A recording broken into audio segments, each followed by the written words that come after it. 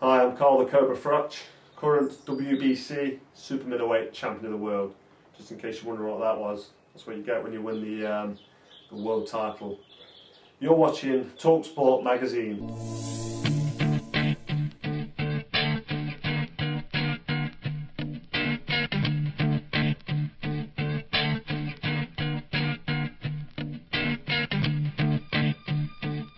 Savage.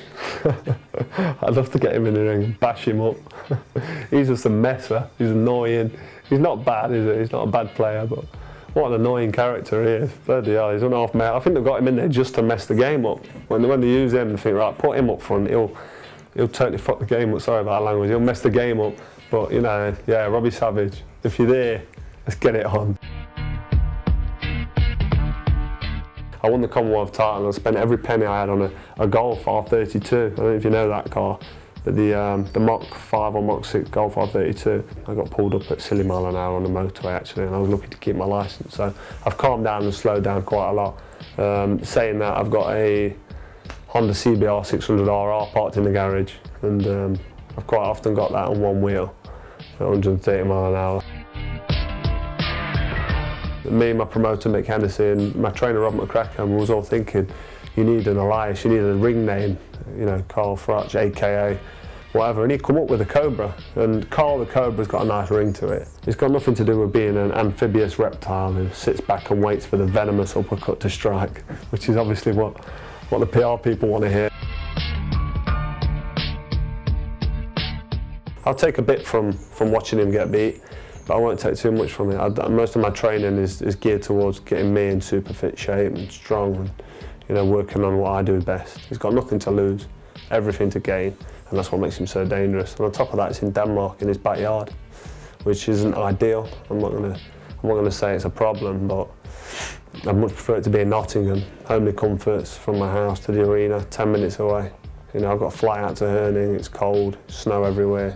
It's going to be hostile, the crowd's going to be 90% in his favour, but at the end of the day it's a ring, it's a fight, there's me and him and the referee, and I know what I need to do to win the fight, and I'm confident I will win the fight, inside the distance as well.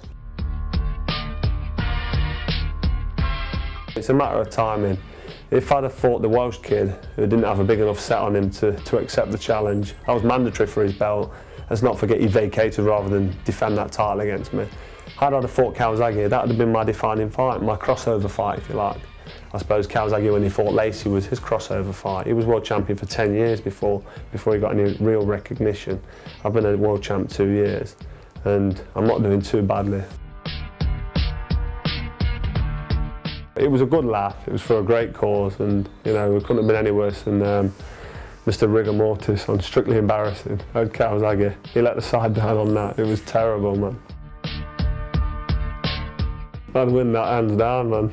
Easy win. I'm not being horrible, but it was terrible. It was embarrassing what he did on that Strictly Embarrassing. That's what that was. And then fighting games frustrate me, because I end up wanting to bite the pad or something. Look around to my mate's house and punch him. But no, I like the first-person shooters. Really good fun. You can get involved. You can have all your mates online. I'm not a team player, but you can have your team, and you've got all your, you know, your community around you. You've got your brothers and your best mates, and it's a bit of a laugh. You can sit on the Xbox for 4 or 5. You look at your clock and it's 5 in the morning, and you think, I'm running in 2 hours. What am I doing? So sometimes it gets a bit much, to be honest.